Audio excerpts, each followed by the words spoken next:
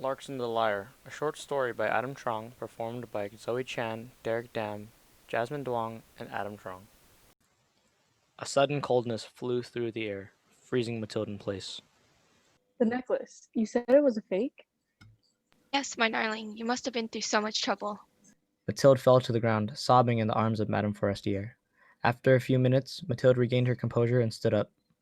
I can return the necklace to you, Matilda, but I'm not sure of its worth. Come, let's go to my estate. I'll treat you to a nice brunch and we can discuss this issue more in depth. Forestier's son stood up on the sidelines, utterly confused, with a slight expression of disappointment on his face. I'm sorry we couldn't get your toy today, dear. I'll tell you what, if you behave well, Mademoiselle, I'll buy you an even better gift. My goodness, you haven't even met my son. Liam, introduce yourself, will you? Hello, Mademoiselle. My name is Liam Forestier. Nice to meet you. Isn't that great? I taught him that. Mathilde was disgusted, not at Forestier, but herself. She had her life together, a beautiful home, a stable income, and now a family, but she couldn't express that to them. It truly is. She leaned into her friend's ear and whispered. I need a drink. Liam, with his outstanding hearing, replied for her. Vodka or wine? No. Just tea, dear. Quite mature, isn't he? He gets those words from eavesdropping on my husband and his buddies. Isn't that right, Liam? Forestier exclaimed as she pinched her son's ear. An hour later, and the two women were having lunch. It was the most luxurious meal Mathilde has had since the ball. So you've been working for the past 10 years to pay off that debt? Yes, and it was such a pain, really. Without a high income either, you can imagine how difficult it was to get the money each week. Pinching pennies, a skill I've developed very well after the night of the ball. My goodness, how much did the real necklace cost? 40,000 francs, but we managed to get the price down to 36,000. My days, I don't know if it's worth now as I've worn it quite often, but I must give it back to you, Matilda. Honestly, I'll give you some spare cash as well. I feel so terrible. Would you really do that for me? I appreciate it, truly. Done with their lunch, they went to see the necklace. Madame Forestier picked it up. I don't know if it's just since you told me, but it feels so much heavier now that I think about it. She laughed. Well, here you go.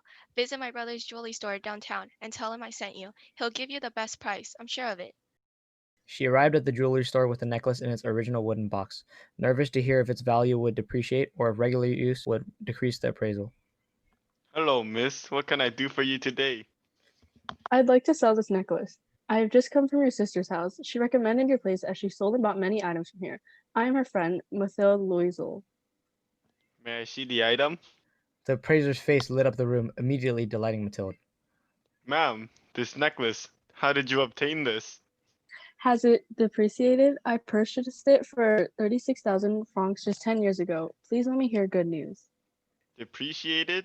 Mademoiselle, there are only 20 of these in the world. In the past 10 years, it was discovered that the original creators sold 20 defected necklaces. Affected? Oh, how could I have been so unfortunate? On the contrary, this defection drastically increases its value. This necklace is worth 1,000,000 francs. Mathilde was in shock. She felt her heart racing as she left the jewelry store. She never felt a greater feeling of anxiety in her life. Her immediate instinct was to go tell her husband, but she halted in her tracks. The devil on her shoulder instructed her to stop. Keep the money a secret and spend it on yourself. You deserve it for working so hard those 10 years. And that she did. Now at the house, she stashed the money under a loose floorboard next to the side of her bed. She planned to spend the money subtly as to not cause any suspicion of Monsieur Loisel. And for a few weeks, it worked well, but her discretion would start to fade. Forestier just gotten word from her brother about the fortune Mathilde received and invited her to her house, and with that, it would begin. How lucky you are, darling. How are you going to spend your newfound fortune?